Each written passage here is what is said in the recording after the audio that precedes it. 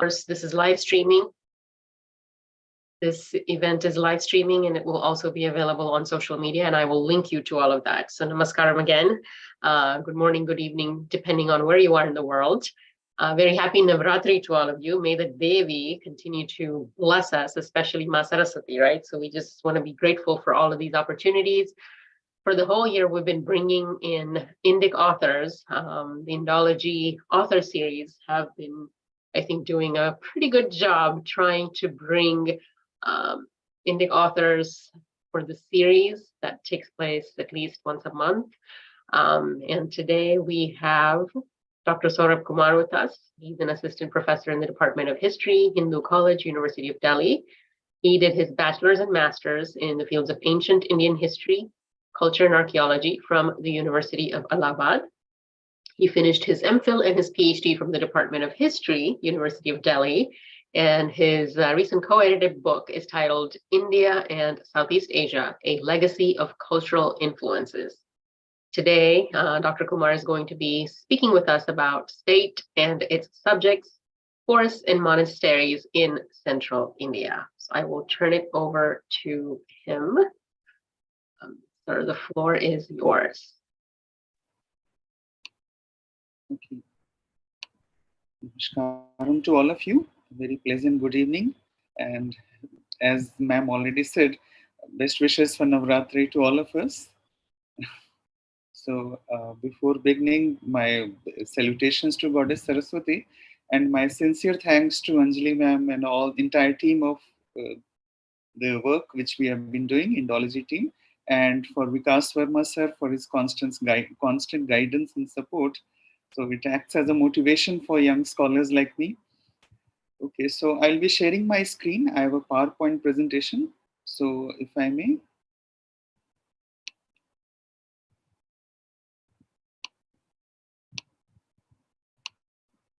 Is my screen visible?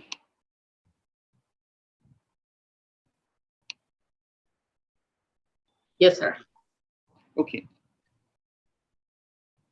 Now, my topic is state and its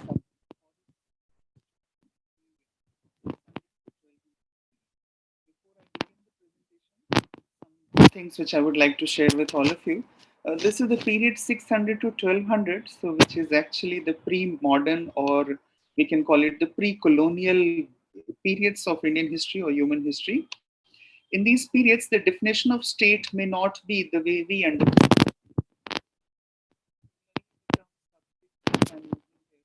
It may not be exactly the way we understand the term subjects of the state in the present context. But yes, for convenience, we keep on using the term state.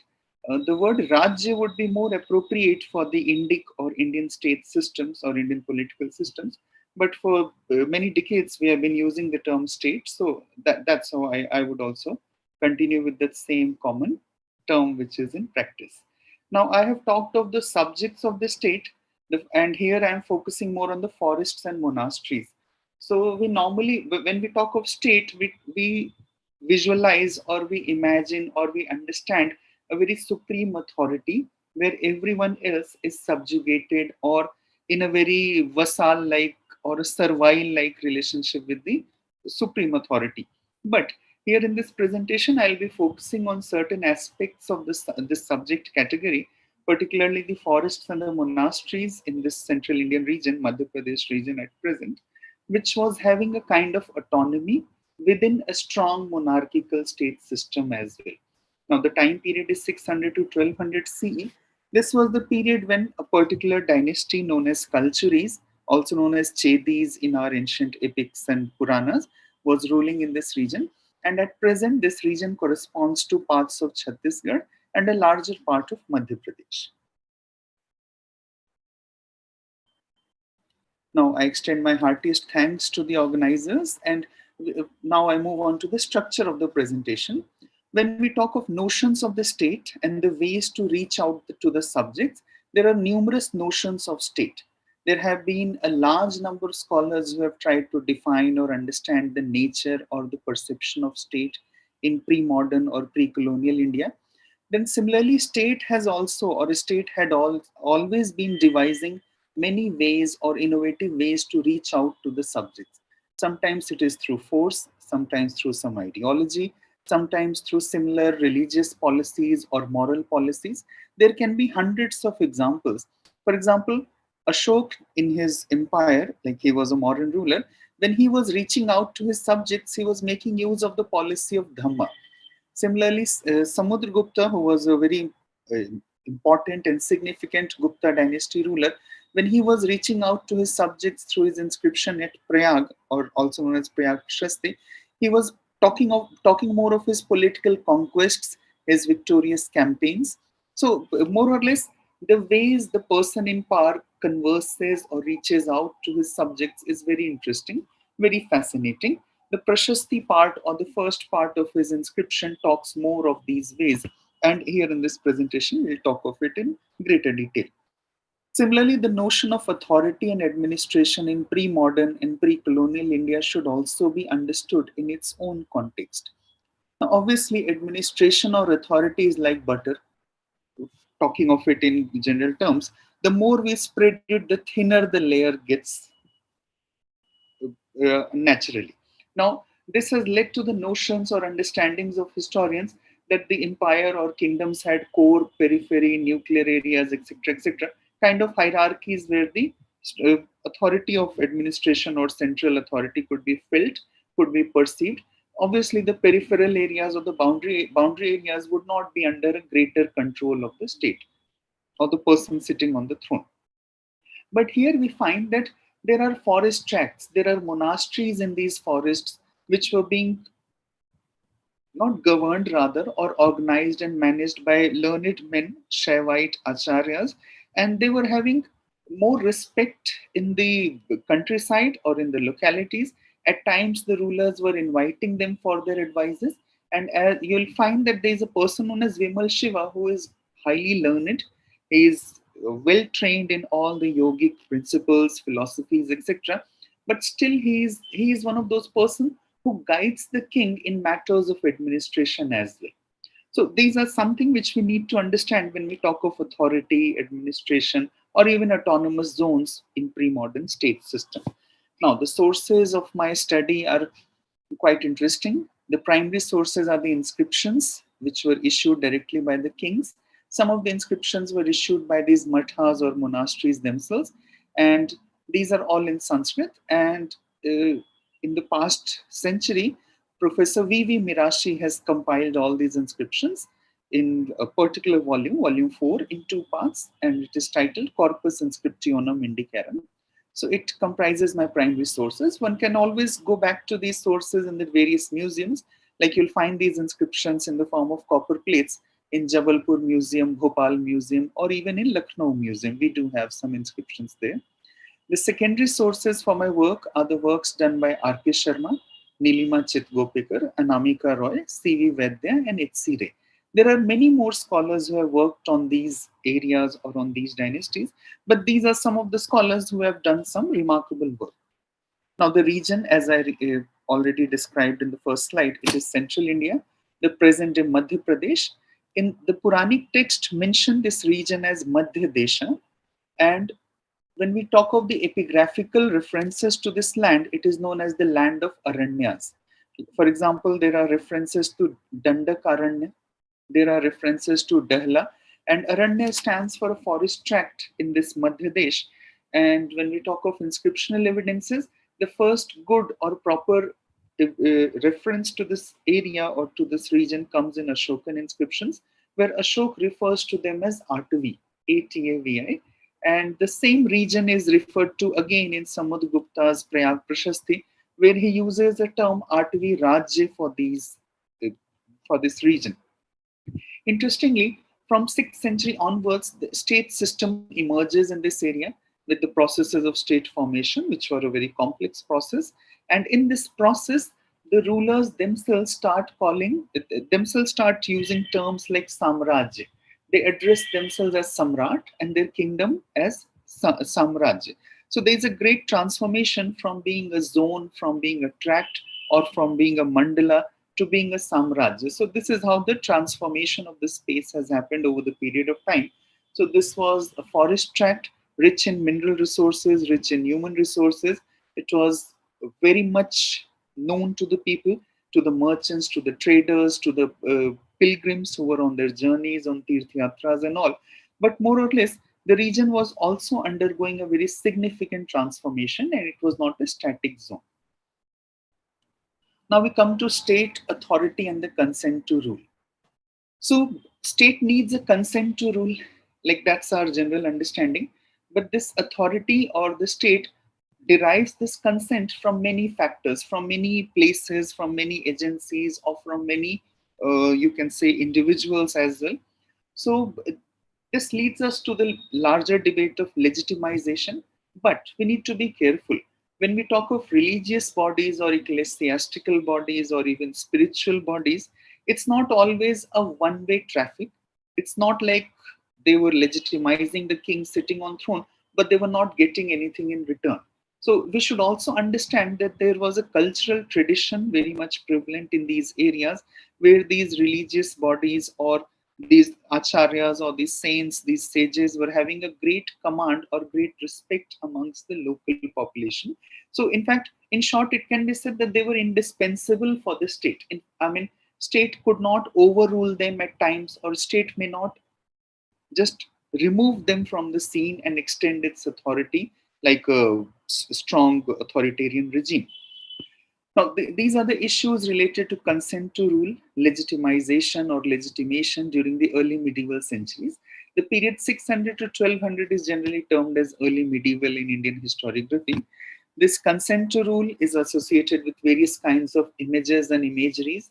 For example, the origin myths, the divine connections, hero ideal, etc. And these are very beautifully noted in the Prashasti section of the inscriptions. Now, I would like to focus more on this point. You will find that gradually these forest tracts or the mathas or the monasteries which were developing into these forest tracts, they also start having a similar pattern of prashasti, and the way the kings were eulogized or the way the kings were shown as divine personalities having connections with deities, great hero ideal, or very much expert in fighting and warfare and all. Similarly, the various sages, the saints, and the acharyas were also shown as having great powers, and in their realms, like a kind of peace is projected. So I'll be showing in a similar slide the exact words which you find in these prashastis. So this is something very interesting, that on one hand, the king is using a normal set of pattern for letting his subjects know that he is powerful, while on the other hand, even the subjects have a method to understand themselves or to let others understand their identity or their overall existence. So this is what I mean to say, that there were existence of spaces where autonomy was recognized by the state in the pre-modern past of Indian history. The rights of the state over the natural and the forest resources were also not always absolute as we perceive them in a colonial context. In fact, the forest produce or the things which you find from different tracts in forest, like say medicinal plants or sometimes even honey, you'll find that it's not like absolutely owned by the person sitting on the throne. Lots of community ownership can be talked of, can be seen in the records of the dynasties all over the subcontinent. But yes, there were constant efforts made by the authority, and there were numerous ways in which the authority was accepted by the subjects. So, this is a nice, interesting relationship where the person in power was trying to reach out to the subjects. Similarly, the subjects were also having different mechanisms to showcase their identity or to show or rather to project the way they are accepting the authority of the person sitting on throne. Okay, now all this, both this relationship or all this entire thing, this entire process can be seen as a process of integration. Integration of the realm doesn't mean political integration. It also means a nice cultural or a socio-cultural integration through a common language, through a common script, or through a common religious practice, or even through common celebrations of festivals, vratas, upvas, or even tirthas, the sacred spaces. So you'll find that there are many factors which play a role of catalyst in this integration of the realm. This integration was not always or not only political, it was also cultural, which I would like to argue in my presentation. The post-Gupta centuries in the entire subcontinent was marked by many, or rather, uh, trends of development. When we talk of the cultural front, we find there are two distinctive traits. There is the growth of Bhakti tradition as well. And on the other hand, there are tantric practices also emerging in different parts of the subcontinent, particularly the Vajrayana branch of Buddhism. So you find that it was in this age when lots of interaction was happening, or you can say land was being opened up for agriculture, tribals were coming in contact with the spreading of state societies. So it was a nice period, or a period of interconnectedness. There was a fascinating dimension of this process, and as I already quoted, it was a phase of cultural integration and interaction. So, this interaction included the priestly class, the Sanskritic, and the tribal elements as well. Now, you'll find that the tribal elements were like those forest people who were not actually practicing agriculture. So, it ties up well with the economic history of the time as well, where you find agriculture makes an inroad into the different parts of the subcontinent. And particularly, since this is a forest tract, so we can mark nicely how agriculture was expanding. There are dispersal of Brahmanas. There is a popularity of Tirth Yatras or pilgrimages. There are gift exchange systems. And at the same time, there are origins of Shaivite monasticism also in this region. Now, this monastic culture or the Matha culture of Shaivism was very much there.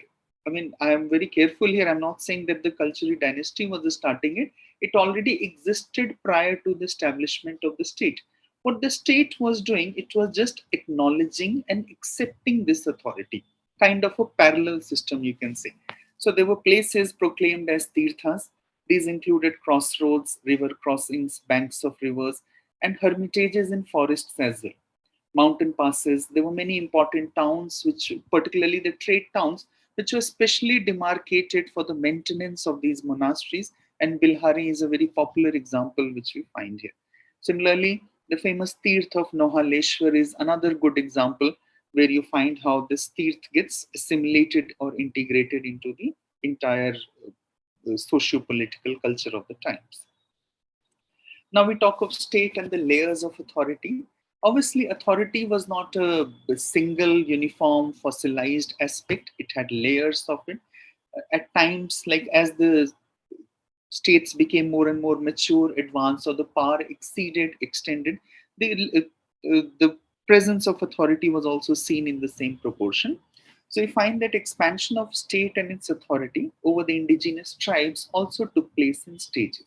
It's not like it was an unchanging, fossilized system. It was having its own share of change and development. Now, at the same time, over the subcontinent, we observe that there were cults or belief systems associated with Narayan, Jagannath, Venkateshwara, Bhuteshwara, Hatkeshwar, Chandeshwar, etc. They all developed over the generations, but the post-Gupta centuries was the time where we find that these cultic practices become very popular with the form of bhakti literature, with the rise of the vernaculars. And here again, we can notice some sort of localization or some local development becoming a pan-Indian development gradually. Now here in our case, like in the Central Indian context, the temple of Nohaleshwar is a similar development. And it's a very interesting reference found in the inscriptions. The king mentions that his father went on a hunting spree. There he met a tribal girl and her name was Nohal. He married her. Now before entering into the royal capital city, this queen, like the newly married queen, she established one shivling, and the name given to the shivling was Nohaleshwar, literally meaning Lord of Nohal. Nohal was the name of this queen. So, obviously, it was having a royal patronage, but at the same time, this association with a tribal girl led to the king to integrate the tribal bells in a very better manner, and this temple of Nohaleshwar became a famous site for pilgrimage for all the people. So that's how it went on developing. Now we find that the authority could be understood by other means as well. For example, merit or the punya, it traveled outside the king's kingdom as well. So merit or punya could be transferred. It traveled, in fact, So there again, we find the fluidity of the royal authority or the royal power, whatever we say. So there was patronage of religious establishments. Social and political legitimation has been discussed by scholars in early medieval context. But this legitimation needs to be seen in a very complex manner, not in a unidirectional or in a one-way traffic manner. It was not always politically legitimizing act. It also had a great cultural background to it. So there's more to this religious activity than legitimation. Donative records need to be understood properly, that why piety was expressed in that particular manner. Then it also needs to be interpreted that who were engaged in this entire transaction or in this entire process, what were the related aspects of it.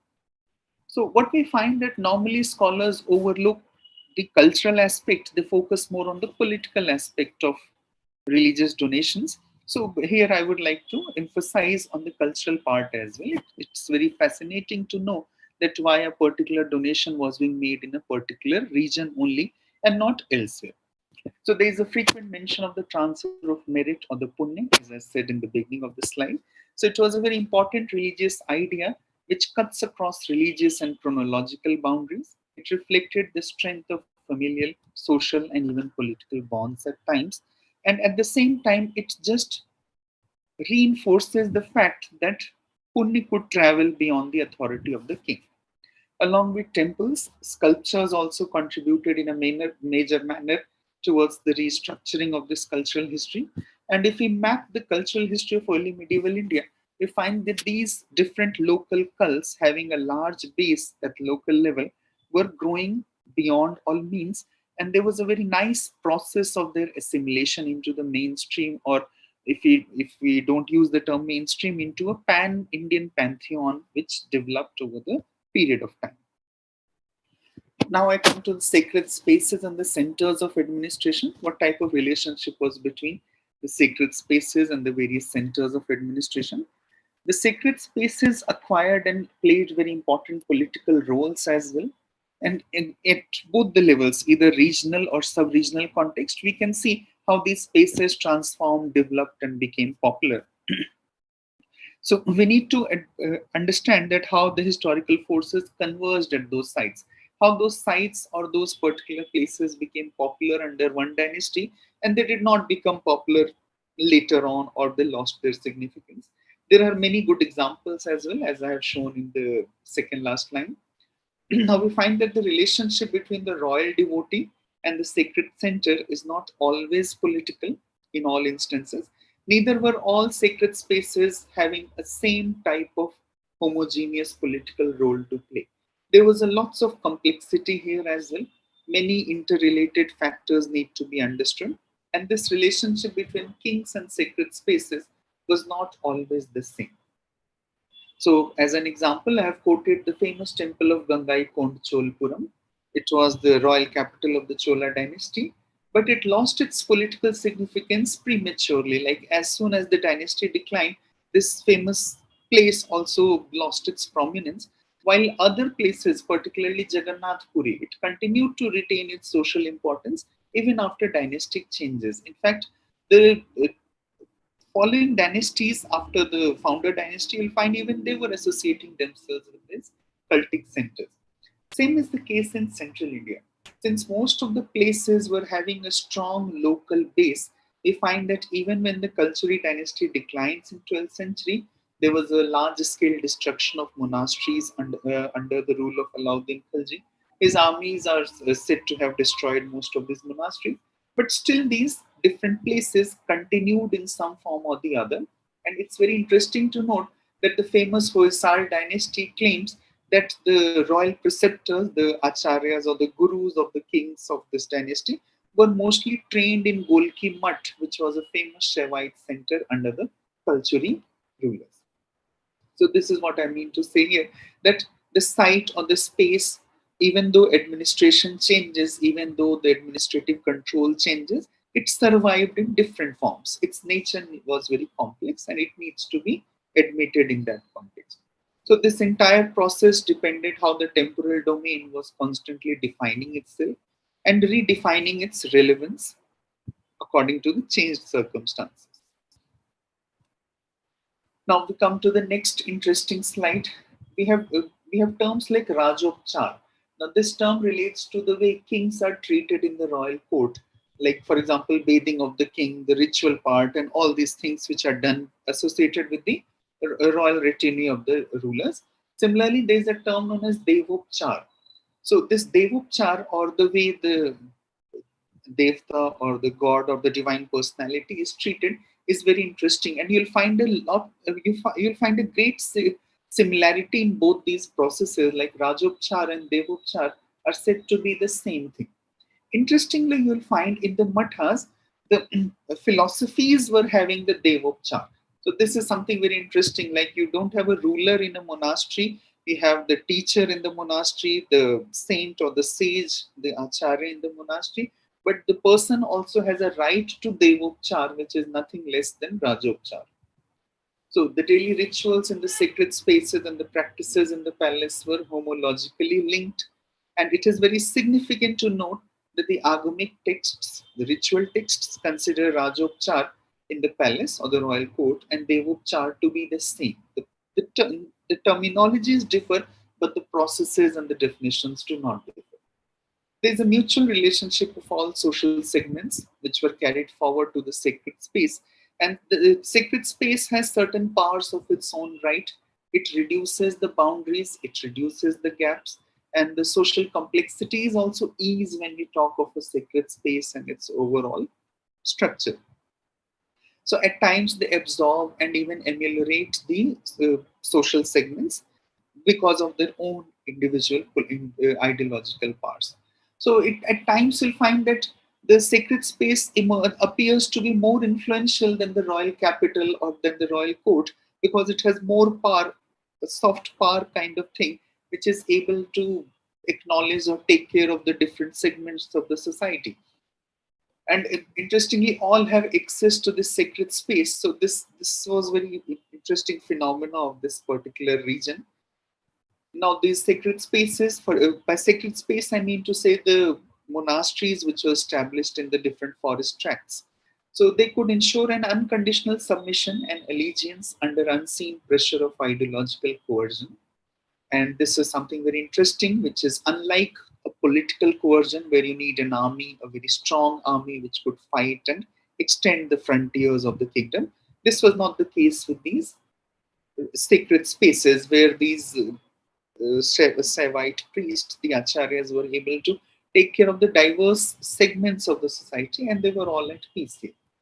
In this process, they modified or augmented or even crystallized the various social institutions, such as the institution of caste. Like every king claims to be the upholder of dharma, and the term arajakta is mentioned very clearly in these prashastis, by which the king means to say that in the absence of the king, there would be arajakta, like absence of the state would be absence of the moral order. But when you look at these sacred spaces, there is no such calamity like thing. They go by their own age old traditions, they continue with that same system. Then the functionaries which were serving these temples or these ritual spaces or these mathas or monasteries, they were workers of hereditary specialization. And gradually these gave birth to different caste identities as well because their professions became the suffixes to their names, caste surnames or caste suffixes as we call them, over a period of time. So this was a very smooth way of social mobility which we find associated with the sacred space, which is generally absent from a political authority or a political center. So it would not be wrong to say that the sacred spaces guaranteed a sort of collective solidarity by helping the people to live out the contradictions inherent in the socio-economic system through a religious life or a world of contentment. So you can also connect it to the spiritual atmosphere which is there in this monastery or in these ritual spaces, which was responsible for easing out the conflicts of the society or the tensions of the society if they existed at all. Now we talk of the Shaiv mathas in the forests of central India. It is very interesting to note that when we compare Shaivism with Vaishnavism, we find that Shaivism was very prominent in the forests of central India, and there have been many reasons for it. For example, Nilima Chit Gopikar connects it to the prevalence of non-agricultural activities in these forests, but there are no clear-cut answers to it. But on a survey, we find that Shaivism was more popular in comparison to Vaishnavism. So we find that Shaiv Mathas played a very important role in integrating the diverse geography of these forest tracts of central India. These mathas were established in the Kalchuri kingdom, and some of them existed even prior to the establishment of the kingdom. Their acharyas or their teachers were from a particular clan known as Mattu Mayur clan, and they had established a series of these mathas all over the kingdom, wherever in whichever region the kingdom expanded, either a pre-existing matha was acknowledged or a new matha was established. So sage Purandar of this Mathamayur clan established a matha at Mathamayur and then at Rani Padra. So from there they derived their name as Mathamayur clan of saints. Now why am I emphasizing more on this clan name? Because the way kings had a clan identity, kings had a lineage based identity or a dynastic identity. Similarly, the saints or the sages or the acharyas also start having a very strong popular clan identity. Then there's a nice or a next synonymous spiritual successor of Purandar who established himself at Madhumati. So we have different centers, Mathumayura, Ranipadra, and Madhumati, as being the major centers of Shaivite mathas, and a good networking was done between them. So what do we find here? We find that these sages or these spiritual gurus or acharyas have a very clan identity of their own. They even have a network of their realms, kind of a kingdom, comparable to a kingdom. Now, gradually, you'll find that they also have a prashasti of their own. So that's very interesting development which is happening in this region. So, according to the Gurgi stone inscription of King Kokal Dev II, it was from this clan of Shaivacharyas of Madhumati that sage Prabhashiva was invited by Yuvraj Dev I to accept a matha. Now, this point is very important. This proves that these sages were already having their mathas, they were already having their networking. But as the kingdom grows more, as the king extends his frontiers, he, instead of entering into a conflict with these sages, with these mathas, invites them to be a part of this state system. And that's how the thing moves on even in the later periods. Now we find mathas and the relationship with political authority. This is another interesting piece of reference here. We find that all the mathas were very closely associated with the centers of power, but at the same time they were exercising their own authority in an altogether different manner. Now, according to Bihari stone inscription of Yuvraj Dev II, who was another popular ruler of this dynasty, Nohal, as I quoted in the previous slides, Nohal, the queen of Yuvraj Dev I, invited another Shaiva Acharya named Ishwar Shiv and donated him 2 villages as a recognition of his scholarship. So that's how this network of has extended, expanded, and became very strong in the kingdom. The same inscription points out that Lakshman Raj II, who was the successor of Yuvraj Dev I, invited another Shaiv ascetic named Hirday Shiv from Madhumati and gifted him the Matha of Vaidyanath, which was later known as Nauhaleshwar. As I quoted earlier, that small temple which Nohal established gradually became a major center of attraction with the name of Nauhaleshwar. Now you'll note one thing, that even when the kings change, like they continue with the tradition of calling saints from the same particular clan or from the same group. So the sage, having accepted it, named it Nohaleshwar, and in fact, Nohaleshwar name was already there of that famous temple there. The entire area got the name Nohaleshwar, and then this was placed in charge of his disciple Aghora Shiv. So they had a nice system of having a disciple, like the kind of successor to their authority. And another section of this inscription mentions the taxes in cash and kind, which the manufacturers and the traders had to pay to the market town of Bilhari for the benefit of this matha and its occupants. Now, this point is very interesting. You'll find in the other sections, the matha is not totally dependent on the earnings from this particular place. They have their own sources of income, and that is very interesting to note. And at times when they find that the wealth is not sufficient, they go on begging as well. Now, begging may be a modern day term, but they go on asking for alms and help from other people as well. So that's very interesting. Their methods of resource generation is also not solely dependent on the king and the royal authority. Now we find that there is a process of gradual autonomy of the Matha or the monastery.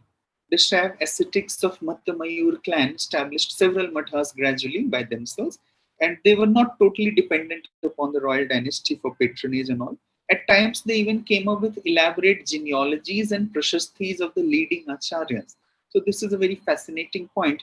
The way the kings were getting their genealogies made or recorded or prashasthis written beautifully, even these acharyas were having their own prashasthis, their own genealogies being written. So in the case of king, we say that the king was paying the poet, right? And this was a process of legitimizing or ensuring a subject population.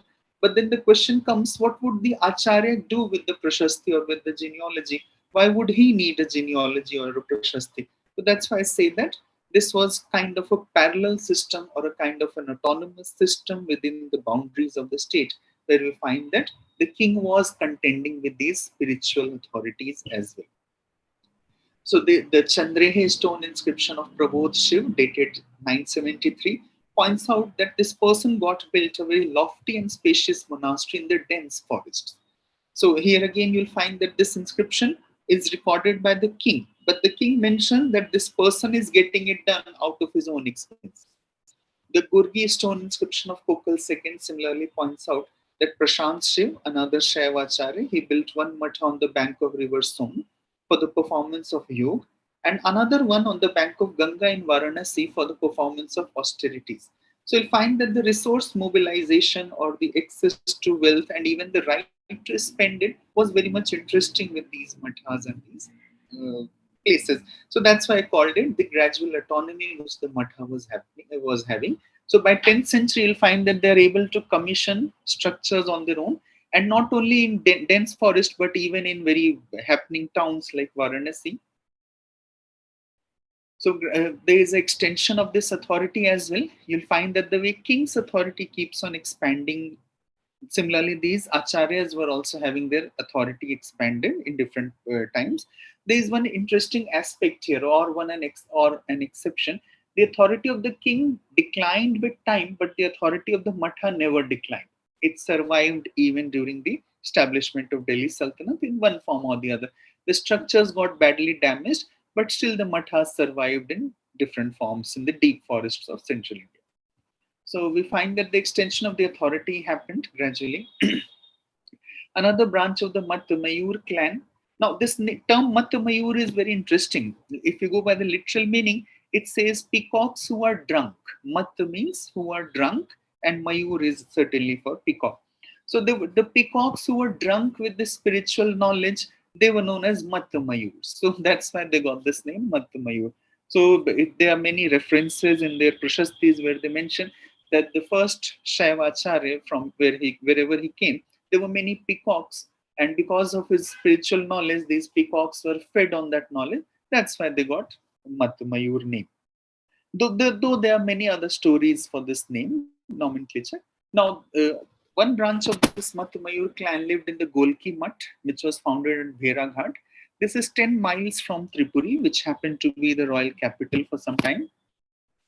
Now, this matha was known as Golki Mutt because of the round circle plan of temple of 64 yoginis with which it was attached.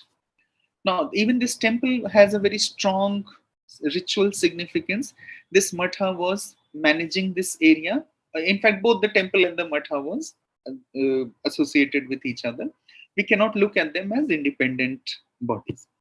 And as I said, Tantrism was spreading or gaining popularity. So here you'll find that this 64 Yogini temple was one of the very famous centers for tantric ritual worship in central India. And this matha, which was established later on, had a very close connection with it. So this matha had a large number of famous acharyas, and most of these acharyas had genealogies of their own. And these genealogies are still available in the Malkapuram pillar inscription, where we can read these genealogies, and they are very much fabulous and detailed genealogy. Now, one branch of the Kalchuri family moved to Ratanpur, and then one in Raipur. These Ratanpur and Raipur are in present Chhattisgarh. And interestingly, the name Chhattisgarh is also derived from this dynasty. This dynasty, the Kalchuri dynasty, is also mentioned as Chedi dynasty. So as they moved out, they called that region as Chedishagri, like that is the hometown of the Chedi. But over the period of time, it became Apabhransh, and from Chedishagri, it became Chhattisgarh. Now the inscription, and there is another story that there were 36 forts, but if you go by the inscriptional data, they clearly mention that the name of the place was Chedishagri. As one branch of the family moved out to this region, they named that region as Chedishagri. So from there, this name comes up. So this Ratanpur branch and the Raipur branch were established, and even they got several mathas established in this Dakshin Koshal region. Dakshin Koshal is the region of Chhattisgarh and some parts of Western Odisha. So again, you will find large number of Shaivite mathas which were pre-existing, getting acknowledged there, and again this number keeps on increasing. Similarly, the Ratanpur stone inscription of Jajal Dev I, who was another famous ruler, it mentions the establishment of a monastery for ascetics, a mango grove with a garden, and a beautiful lake established by the king at Jajalpura. Jajalpura was the capital which the king establishes. So here again, king makes sure that there are monastery for the ascetics. These ascetics have a close connection with the newly established capital city. Similarly, the Koni stone inscription of Prithvidev II recalls the establishment of several mathas by Madhusudan, the eldest son of Purushottam, who was a minister of Ratnadev II. Now, with this reference, I would like to emphasize that not only the royal family, even the administrative staff, for example, the ministers, the children of the ministers, even they were taking care of these mathas, even they were getting closely associated with these mathas. And in the next slides, you'll find that many of the acharyas were so well versed with administrative knowledge that they were asked to advise the rulers on several occasions. So this enhances their importance, this enhances their significance in the overall socio-political and cultural life of Central India. Now we come to the relationship between forests, mathas, and the political authority. Normally, forests or aranya or jungle, whatever we call them, are known to be less organized, less disciplined, lots of challenges in a forest. But then Matha served as a very uniform, very disciplined area within a forest. So it acted like a disciplined island in the ocean of disorganized things. So this Matha and the political authority again having a new sort of relationship is very clear here. The forest tracts had been associated with a large component of renunciatory traditions and their monasteries.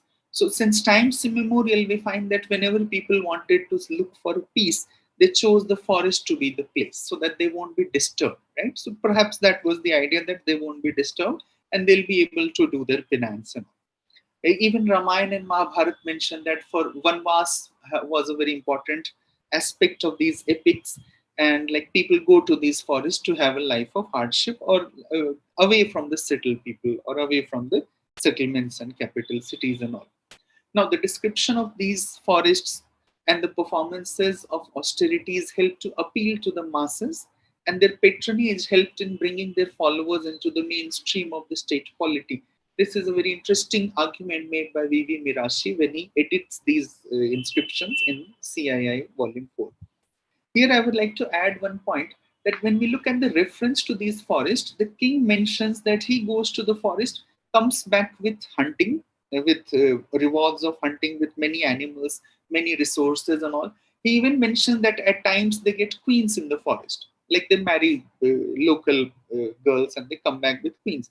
But the same forest, when it finds references in the context of Shaivite acharyas, it stands at the place where these acharyas were learning, imparting education, and ensuring that knowledge traditions could flourish and transfer or get transmitted further. Now, there are good references to these hermitages or these mathas. So I have quoted directly from the source, and when you'll go by the words, you'll understand that how well organized they were and how beautifully they have been described in these inscriptions. The Chandrehi stone inscription of Shaivite Saint Prabodh Shiv, while describing the hermitage of Prashant Shiv, his teacher, Prashant Shiv was the teacher of Prabhu Shiv, says that it was a quiet hermitage, well known to the people, at the foot of the Brahmar hill and was covered with the forest of Priyal trees. It was situated at the confluence of the river Son. So, in a very beautiful manner, these monasteries, these mathas are described like these are the places of peace, tranquility, quietness, where you can explore the different aspects of life. Now, verses 14 and 15 of the same inscription gives another interesting picture of the ideal atmosphere of the matha. And I'm again quoting from the inscription directly so that you can understand like how they are described. So it says that at night this hermitage, which is wafted with breezes, it's extremely cool with the sprays of water of the Son, which makes the sky reverberate with loud roar of lions, and which has bee-like clouds hovering around mountain peaks. It causes people to suspect lightning on account of the phosphorescence of great medicinal plants growing near it. Now, this is about the flora part. That's very interesting, right? That natural beauty is described at its utmost beauty, at its utmost level. When we talk of the fauna part, you'll find that peace, order, where kings used force and pressure. In the case of mathas, this was absent at all. Right? There's no reference to pressure, force, or violence. In fact, the second line very beautifully says that in this place, like in this matha, in this hermitage, herds of monkeys kissed the cubs of lions, which is obviously against the normal order of the jungle. The young ones of the deer sucked at the breast of the lioness, again against the normal rules of the jungle. Even other hostile animals forget their natural antipathy to one another, for the minds of all become tranquil in penance groves. So that's how these mathas have been described, that they don't need political power. Because of their own spiritual authority, because of their spiritual power, a kind of tranquility, kindness prevails, and where even wildest of animals like lions and all, and enemies of each other like deer and a lion, becomes like a mother and a child. So that's how they have been described. Now I move ahead with the Prashasti, which shows the image of the mathas, quite contrary to that of the royal court. This is another interesting thing because we always tend to associate power with violence, but then power can also be without violence, and certainly these Shaiv mathas of central India are a very good example of the same. So the Tiwar stone inscription of King Gayakarn, which is dated around 1151, describes the daily life of the ascetic Bhav Brahma, and it says he is clad only in a loincloth, lies on pure ashes. Now, while I'm quoting from here, you can make a comparison with the life of a king. While similarly, the inscriptions would mention that the king is clad in the best of the garments, finest of the silks. He sleeps on a bed of gold and silver, right? But see here, the sage is described as he is clad only in a loincloth, lies on pure ashes. He is proficient in the knowledge of the Pancharth system. He lives on a limited quantity of food, is another Sanat Kumar on account of his celibacy, and is devoted to the practice of yoga as taught in the system of Patanjali. So that's how the image of these sages, these saints, was built up or created, or rather documented in these inscriptions, which is quite contrary to what a royal personality would have. But when you look at the authority they were exercising on people or the command they were having, you'll find that it's nowhere uh, less to each other, almost at par. So it is further said in this inscription that by means of control of breath, observances of essential observances essential for meditation, contemplation, and postures, he, that is the person about whom this inscription is, that is Bhav Brahma, he day by day practices intellectually meditation on Shiv, whom he places in the lotus of his heart. Being a yogi, he would cultivate benevolence towards the wise, the joy of self realization by the study of the Shastras, compassion towards his disciples, and indifference to worldly objects by his knowledge of Shiv. Now, in this second line, like this indifference to worldly objects by his knowledge of Shiv is something very important. This is again contrary to a person sitting on throne where he would not be indifferent to the worldly objects. So that's how this image, contrary to the kings, was recorded and documented into their own genealogies and inscriptions. About his guru, Bhav Tejas, the inscription says that having listened to the entire system of the Agam and the Yog, having expounded the systems of Nyaya and Kannad, the philosophies, and having practiced the Yoga and the system of Pashupati, he attained union with Shiv by his knowledge, and further that he was a wise man and a follower of the Pancharth system. He expounded the marvelous teaching about the Absolute and was a wildfire in burning, the impenetrable forest of the multitude of evils arising from lust and anger. Sorry. So this last line clearly defines what a forest meant and what the Matha was doing to the forest. It was reducing the lust, anger, the wrath, and the wildness of it with its order, discipline, and penance. Similarly, the Bilhari stone inscription of Yuvraj Dev II, who was another Kalchuri ruler, it describes the life of Hriday Shiv. Now, the Hriday Shiv was a Shaivite saint, he was an Acharya, and the king's inscription describes about this Acharya. This inscription says that Hriday Shiv was wise and true to his vows. He surpassed the earth by his forbearance. He had lots of patience. The cloud by his impartiality, like this is a nice poetic comparison done.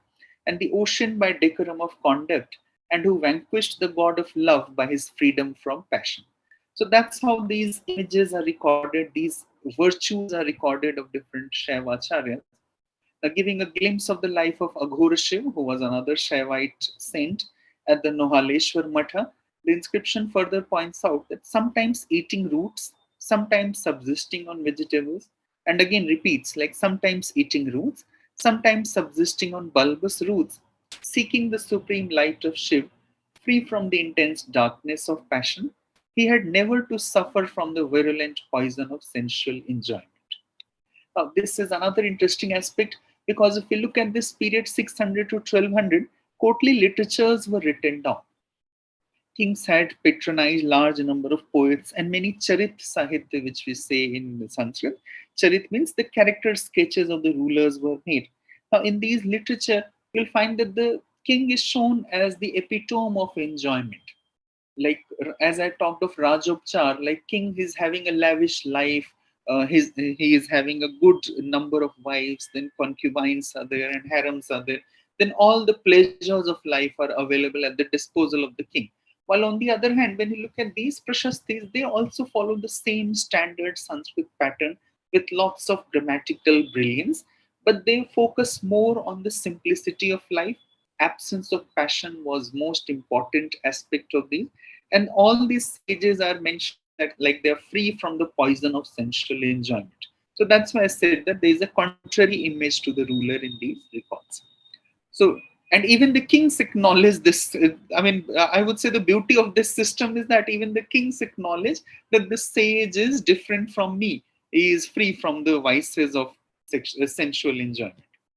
Now, discussing the learning of Rudra Shiv, the Ratanpur stone inscription of Jajal Dev's first says that he had studied the authoritative works of Dignag and others, and he knew the established doctrines of his own and other systems as well. So they focus more on the academic brilliance, academic not in the sense of systematic academic brilliance, rather the spiritual brilliance of the person.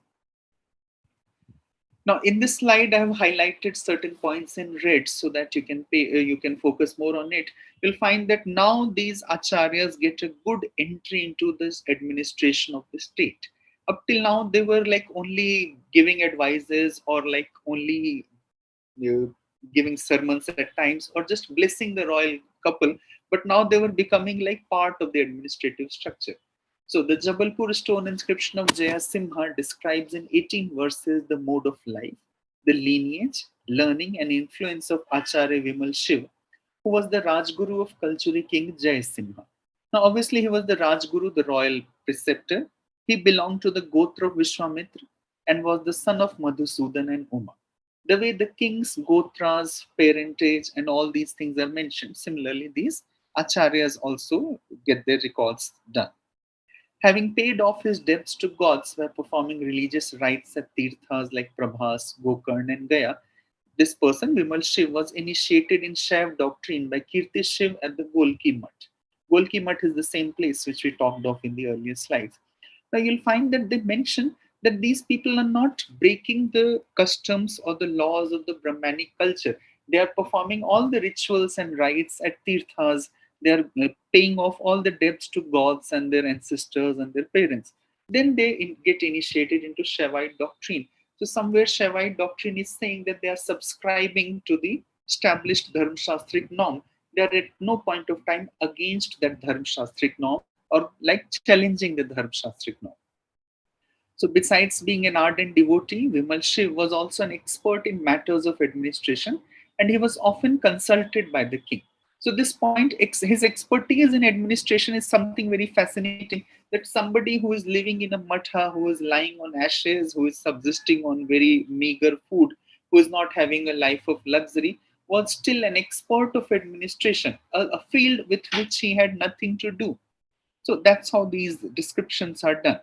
So, in spite of his duties, he never neglected his nitya and naimitya karmas, like his duties towards his monastery, towards his students, and all were also fulfilled. He made himself famous by his charitable activities, by constructing temples, mathas, charitable feeding houses or satras, dwellings for the brahmanas, as well as many gardens for the people. So you'll find that they were also spending money on lots of public works. In honor of his guru, he also built a temple of Shiv under the name of Kirtishwar, for the maintenance of which King Jaisimha donated several villages. So when you look at the nomenclature, like now Kirtishwar is the name of this temple. So it reminds you of Nohaleshwar, like the way royal family used to get temples constructed. Similarly, these acharyas were also getting temples constructed and naming after them as well. Now, in this slide, I am focusing on the points which emerge. These references clearly prove that there was a strong impact of the Shaivacharyas on the masses, and even the royal family patronized and consulted them regularly. Now, obviously, they were quite popular amongst the masses. That's why their genealogies, their entire references are being noted here and there, right? And though the records done by the masses are not available to us, right? Common people rarely maintain the records which could be found in an excavation.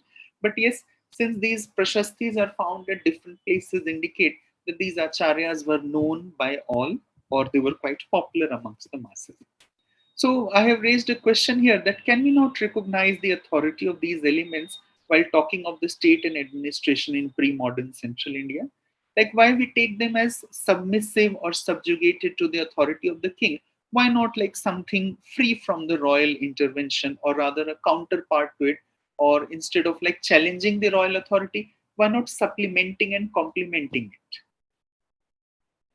So now the question of parallel authority, it might be questioned that were they having a parallel authority to the king, but then yes, the historical sources do not indicate any conflict of interest. At no point of time, neither the king nor the Shaivacharya are at loggerheads with each other. They are not in conflict with each other. They are not challenging each other. In fact, when we go by the records, when we read the inscriptions carefully, we find that they have a very common goal, that is public welfare. So, for example, the king sitting on the throne and the acharya teaching in the matha, both are doing the same thing, but in different manner. In the ways may be different, but the ultimate aim is the same, that is public welfare and subscribing to the Dharmshastric norm. At no point of time they are in conflict with each other. So the question of parallel authority or state within state does not arise with these records. So Shaiva acharyas like Vimal Shiv not only caused public works of public welfare, but also took part in the affairs of the state, as we saw in the previous slide. In the Chandrehe stone inscription of Prabodh Shiv, the ascetic is said to have, by the process of excavating, breaking, and ramming heaps of large stones, constructed a wonderful way through mountains and across rivers and streams, and also through forest and thickets. And the comparison is being done with Lord Ram, that as Raghav did across the ocean. That the way Ram Setu was built by Lord Ram, similarly Prabodh Shiv got passages made into the mountains across the rivers and streams. So that's how the public works were commissioned by these acharyas. And certainly with these, they would have become very popular with the masses. The same inscription points out that on account of his devotion to his preceptor, he caused to be built with a wonderful masonry of large stones and then re-excavated very deep well. This well had been dug by the illustrious Prashant Shiv at this place, but it had become dilapidated and full of wood fallen into it in course of time. So these are some good examples of the public works which these acharyas were doing on a regular basis, and that accounts for their popularity amongst the masses and in the countryside. So this also supports our argument that forests are not always to be despised of, they were not only exploited. At times, the mathas or the monasteries established in the forest were also for the benefit of the people living around, right? Now, when we talk of access to resources, one of the most important aspect in a globalized world, right? Who would fund the work? So, when we talk of access to resources, we find that the wealth of the mathas was something very interesting. The source of income was interesting. The autonomy over the wealth was interesting, and the way they spent the wealth is another fascinating thing. At no point of time you'll find that these gurus, these acharyas are using the wealth for their own benefit. They had never constructed anything for their own personal gain, for personal benefit. Whenever they spend the money, they spend it for the people, they spend it for furtherance of the knowledge systems and furtherance of spirituality. So it was from the wealth of the mathas and the income from the donated villages that these acharyas caused works of public welfare. Sometimes we also have records that they went out begging to collect wealth for these works of public welfare.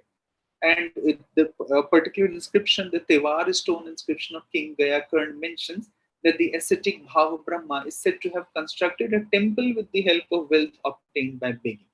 Now we have already noticed this person Bhav Brahma in a previous inscription, in a previous slide, where this person is mentioned as lying on ashes and leading a life of austerity and being very close to the king, because the king himself is quoting him in his own inscription. So Bhav Brahma went on begging, begging not from the king and the wealthy, but begging from the people, and then with that wealth he got this temple constructed. So interestingly, nothing is known from the cultural inscriptions about the management of the mathas and their funds. That is very fascinating. The cultural kings had officers appointed to ensure the performance of rituals known as Mahadanika. So these officers were supposed to oversee the performance of rituals by the masses, but at no point of time they appoint any official to take care of the mathas or to look after the funds of the mathas. So this clearly proves the point that the mathas were autonomous or free from the interventions from the king sitting on the throne. Now I move on to conclusion. So the above discussion helps us to understand the role played by the state and its subjects. Here, when we talk of subjects, I'm focusing on the mathas in the forests in promoting social welfare and integration in central India during the period 600 to 1200 CE. This period is very significant, and Professor Lallanji Gopal calls it Dehli Deepak Nyay. This period is like a deepak or a lamp placed on the threshold of a house. So it illuminates both the inner section of the house as well and the outer section as well. So, in order to understand Indian history, this particular period is very important. It not only gives us a vision of the past, that is the period prior to 600 CE, but also what happened after 1200 CE. So it's a nice transitionary phase which tells us how the socio-cultural political developments happened. What type of changes the subcontinent witnessed after 1200 CE, we all know. But the cultural changes which were happening in this 600 years were going to have greater impact in the periods which came much later. The cultural period mathas seemed to be comparatively free in their endeavors. There was very less royal intervention. That's why I call them autonomous spaces, or spaces where the authority of the king was not that strongly felt. One cannot deny the fact that state patronage gave them this freedom so that they could extend social religious ideas to the varied layers of society and gradually cause their integration with the mainstream of culture. But at the same time, the autonomy they enjoyed in having genealogies, prashasthis, and even resource generation shows the spread and control of state over them. Now, here I'm trying to say that no doubt state was patronizing them. State was openly inviting these scholars to guide them, to act like their advisors, to act like their gurus and all. But at the same time, they were also having a kind of autonomy a kind of practice of their own, where they were able to spend money according to their own needs, according to their own desires, and the state was not interfering in their activities. So, but yes, the state had patronized them. So here I would like to say that it was a compulsion of the state to patronize them because they had a great mass following, because they were surviving prior to the coming of the state, and it's not the vice versa. So in this process, both the state and its subjects, by subjects I mean the mathas and the forest, seem to have provided the necessary ideological coherence and cultural context to the socio-political systems in the region. Now, I began my talk by saying that there was always an obsession for Arajakta. There were always a mention of Arajakta in our Dharma Shastras. Most of the Dharma Shastras mention that Matsya Nyaya and Arajakta are harmful for the society.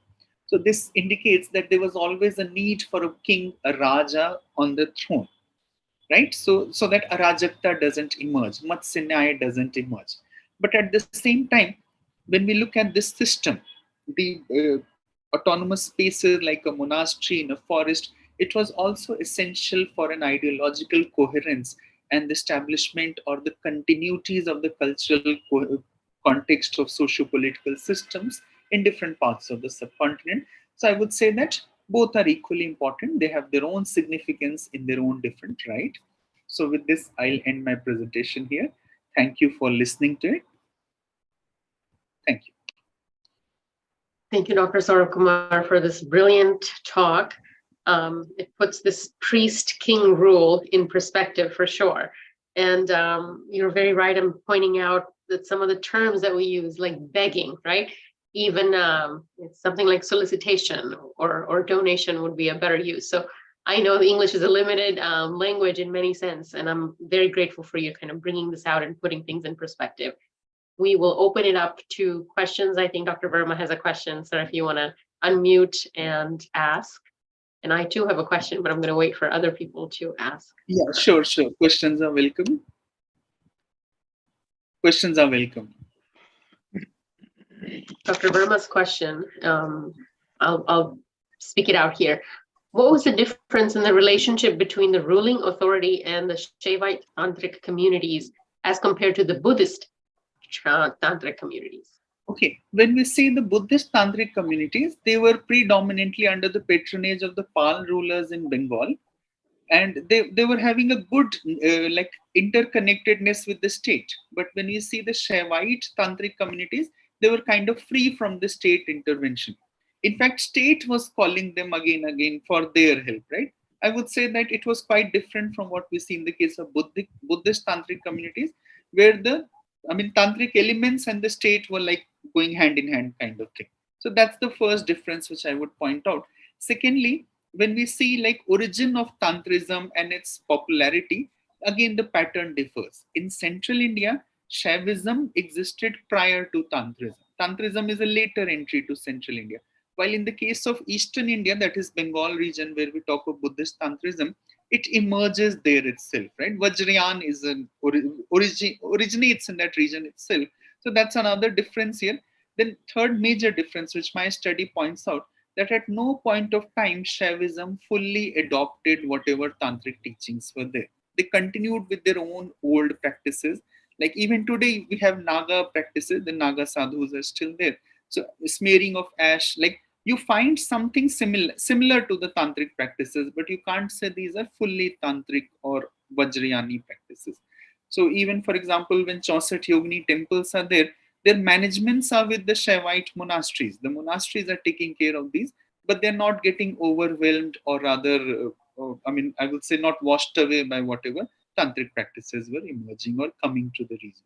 So they still I would like to say that they maintained their identity even for generations much later, around even when these people, like I quoted also, like Hoysalas were ruling in South. So even that time, like by this time, Central India was a part of Delhi Sultanate. But still the Hoysala rulers mentioned that their gurus are coming from Golki Mutt. They are all trained in Golki Mutt. So this indicates that Golki Mutt, which we mentioned here, was still having a place of its independent identity. This we don't find in the case of Buddhist Tantrism. It declines rather after 12th, 13th century. with the coming of Sen dynasty, Buddhist Tantrism comes to an end. I Thank you. hope I it think, was satisfactory. yeah, I think that question was by Jay Vitkus, and sir, you can, or No, lady, I don't know who it is. If you need a clarification, please do ask. Kiranji, please do ask your question. yes, Dr. Saurabh, yes, your talk is of course specifically dealing with the interaction between the uh, rulers and the monasteries and all that, you know. But I would like to know if there can be a clear demarcation between the way ecology was preserved in India up till the time of the colonial rule. You know? The reason I'm asking is that I have recently documented the devastating influence. I live in a place where there is a junction of French and British colonial rule, and both of them together have created havoc to the whole ecosystem of this area. So this attitude of exploitation, because probably their whole intention was to take resources from here to their country, and also perhaps their attitude to nature itself is exploitative. yes, This did not exist before. You know? yes. So although this is not the topic of your talk today, and you have stopped at 1200, but I'm talking about 1700 or 1600 afterwards. Uh, do you think that we can actually document something very clearly to show how harmful the whole colonial experience has been to the ecology of India? Yes, sir. Obviously, the question is very nice, and obviously we can do that, because you'll find that the first resistance to British colonialism comes from forest dwellers only. If you look at if you make a map of the resistance to the British power, you find that the first resistance comes from the tribals. Britishers call them tribals. Like all these rebellions come from tribal belts only, where Britishers were extending their control over the resources of the forest, because for generation these resources were free from for the local consumption of the people and not for exploitation. Even when the empires were strong, like the Gupta Empire or the Mauryan Empire was there, they didn't cut down the forest for their own benefit. These forests survived and existed all these empires. So, but then Britishers changed that traditional norm, where they entered into these forests, and in fact they were numbering the trees, count like all these things were against the traditional methods of a forest, like numbering, documenting the trees, cutting down the trees, making of passages, like. And one more thing I would add here, like Tirth Yatras in pre-modern world was always full of hardships. And it was said that the more hardships you experience on a Tirth Yatra, the better your yatra is. But with the coming of road, communication and all, what has happened? We have encroached into the forest, we have reduced that natural setting, and we have obviously affected the rights of the inhabitants. That's a valid point. So, sir, your suggestion is a valid one. We can certainly document it. And You have for my, spoken of ideological coercion. yes, So, not even talking about the relationship between the kings and the subjects, just the ideology which prevailed and our attitude to nature itself. It created a kind of coercion, you know, in our yes, behavior interaction. yeah, and we respected it, kind of. We respect, even today, before plucking the leaves, we seek the permission of the plant. Before cutting the leaf of banana, we seek the permission of the plant. We don't feel that it's our property and we need to take it. We have that kind of system Just, that we first just, seek the permission. just to Yes, give you one example, Dr. Saurabh, yes, the steel which was made in India, even in South India, I live in South India, was considered the finest in the world. The yes. famous, Wood, you yes, know, the swords which were used, and even the our wood, talwars, you know, they were yes, among the finest in the world. yes. So they were made in small quantities Hmm. with the use of a small amount of firewood. Hmm.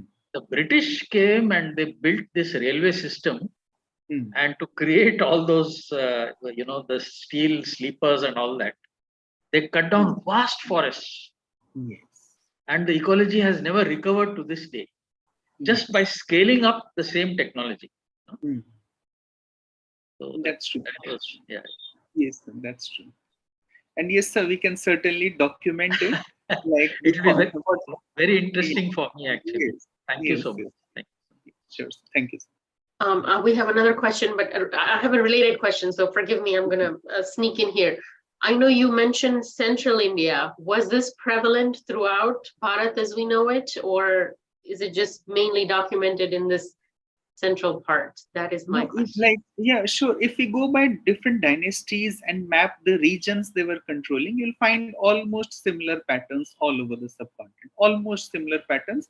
Somewhere Vaishnavite mathas, somewhere Shaivite mathas. In Bengal, obviously the Tantric Buddhist mathas. Then somewhere there was no matha at all, like Gangetic Valley. Like, I mean, on my personal interest, I did lots of survey of 12th century Gangetic Valley.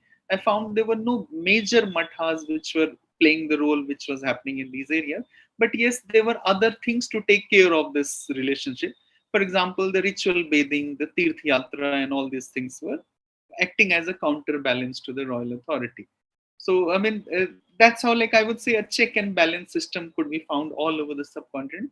Similar relationships could be found almost all over the subcontinent. That is what we see. You're right. Without the spiritual component, a Rajya does not exist, Yeah, right? You need both. Right. Yes, Okay, yes. so Sunil Kumar has typed in a question, and then we'll go to Gayatri N.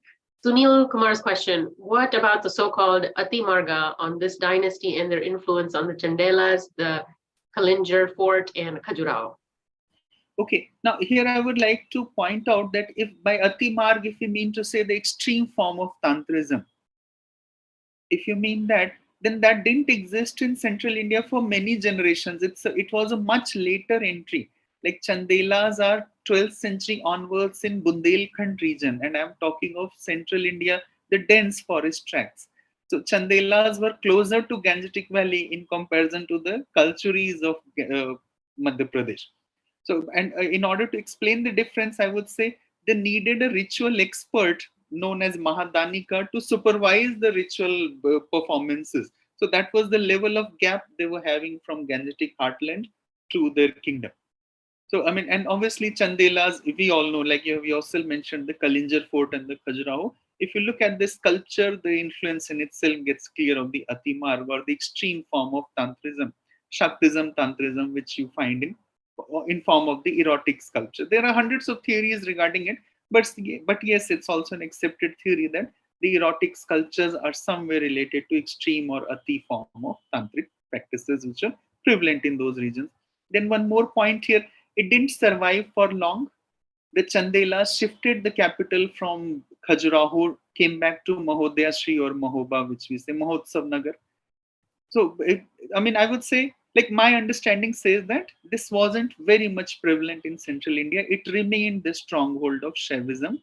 Changes came with the agricultural pattern. Like if you make, like as previously Sir was suggesting, if we document the forest, as agriculture made an entry into different regions, you find Vaishnavism traveling with agriculture at some places, not at everywhere.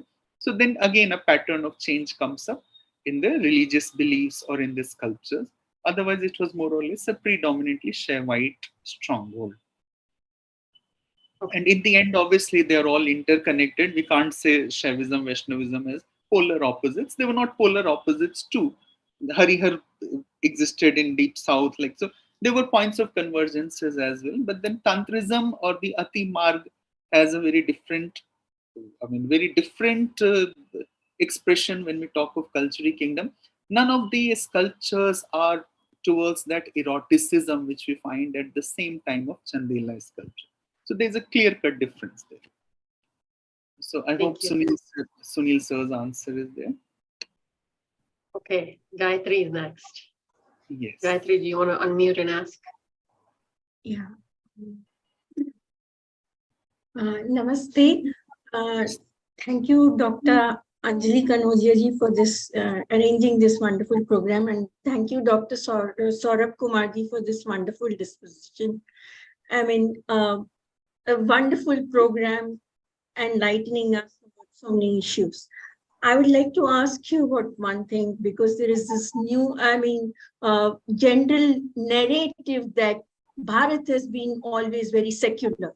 Now, I would like to attack that Bharat has never been secular, because there has never been a separation from the state and the church, so-called, or state and dharma. Dharma is very much all pervading, which is seen in your presentation too, because the way the forestry and the way the mathas and the state used to function, it's a whole gel area. So this kind of a definition, an artificial sort of distinction is necessary in a very predatory Abrahamic sort of a concept. But in dharma, it is different. So how do we bring back our system again to our dharmic value system, where we shed this secularism concept? Thank Okay. you. Okay. First of all, the word secular is a very recent construct. Even in the West, we don't find it before 200 years ago. It's a very recent construct. Most of our vocabulary is of past 100, 150 years only. Like baking, for example, as Anjali ji pointed out, or I pointed out, like the term state, the term administration, these are all very recent terms. Policy, for example, are all 100, 150 years. We don't even encounter these terms in the case of Western history when we talk of 1,000 years or 2,000 years ago. So we need to look at that vocabulary first of all. Secondly, dharma as a duty is inherent to every society. I mean, even if we admit or don't admit, duty is an inherent of every society. If we ignore the duty, the society will never function, right? So when we talk of Indian societies, obviously we have this duty of the king. Then there is a duty of the subject as well. There is a very good reference to Vena or Prithu. If you look at those stories, those references, that if the king is not performing well, the subjects have a right to dethrone him and put someone else on the throne. So everybody is bound with a duty, and this duty needs to be understood. But what has happened over the period of time, we have again got more fascinated with rights, which is another modern day construct. And when we talk more of rights, we tend to forget of our duties more, right? So it's like inversely proportionate. And yes, I would say that we should recognize our duties. The day we'll recognize the duties, everyone performs the duty well, I think there won't be any problem for the society. And not only in East, even in West.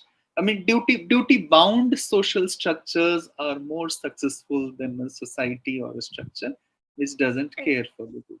And the wholesome structure or the politic and wholesome administration of where you have the government as well as the priestly system coming together for a proper governance. So Yes. can we come back to that?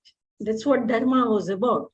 I mean, it was never divorced from the religious aspect.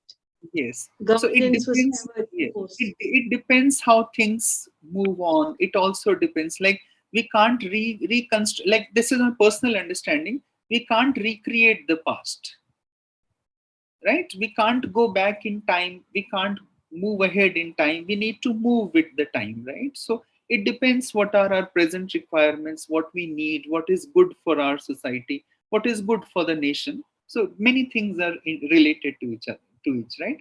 uh, I mean, there can be hundreds of examples to it. Like, for example, things which happened in this period 600 to 1200, we can't do those things in their exact form at present. There will be limitation, right? So we need modification, we need slight changes according to our present requirement. So, but yes, dharma keeps on evolving. That's what dharma says, right? The definition says that it's an unchanging. It's not an unchanging thing. It's a continuous thing, right? So, I mean, I would end with this. So even in present, we can certainly look for such things, and I think that would sort most of the problems. Yes, I think that's very nice because I would like to give a small example how dharma comes in every aspect. For example, if you take agriculture, Yes. just take agriculture. Suppose we lose all the granary, then you have the Kumbhabhishekam of the temples where the Kalasha on top always has grains stored Yes. up above. So Yes. that is to replenish the system. So how Yes. can you take away dharma from your Yes. basic Oh, agriculture? yes. So And then, for example, the Krishak Dharma, the Dharma of the peasant, what is the basic Dharma? He should preserve the seed, right? Look at the Dharma Shastras, they say that he is responsible for the next season of plant growth as well. And there are very good parables, like short stories, where the peasant starves, saying that he needs to save the seed for the next season, right? So these are like, I mean, just I would say loose examples of duties of a person, right? Similarly, since I am into teaching profession, so I mean more of the dharma of a teacher, right? Like if you do your dharma properly, it will go on well, right? Similarly, duty of a student. So everyone is duty bound, I'll say. And it's not a foundation, not a binding like thing. It's essential, I would say, essential for you to be on the right track. Then you can connect it to the discipline. And yes, you gave a good answer of the Kalash. That's a nice thing. Sure. thank you. Thanks a lot. Thank you Thank so much. you. Yes, again, thank you for your time. I want to mention if anyone wants to read about this further, Dr. Saurabh has submitted a great paper to the International Journal of Indology, our first issue. Speaking of, we are also open for the fall call for papers. It's still ongoing. So if anyone wants to turn in a paper, please have someone contact us. And we're looking for that. And the spring 2024 topic is on Ayodhya in archaeology. So that is also open, of course. And I just want to say one last thing. Many places were mentioned here. Part of Indology Academy's initiative is to take trips to some of these places. And please do visit our website. I would love to see more people from the diaspora wanting to visit many of our places that have historical and spiritual significance. So I want to point out that Indology Academy, one of the aspects are travels as well. So thank you, everyone. Our last talk for the season will be in December, and that might be an in-person talk. And I think I might as well announce it. It's going to be with Dr. Eltz. So we will try to, of course, record and stream in whatever way we can, but that is how this year will close out. So thank you, Saurabh, for your time and your brilliant, brilliant explanation today. And we will see everyone soon. Again, happy Navratri, happy Dasera to everyone. Thank you.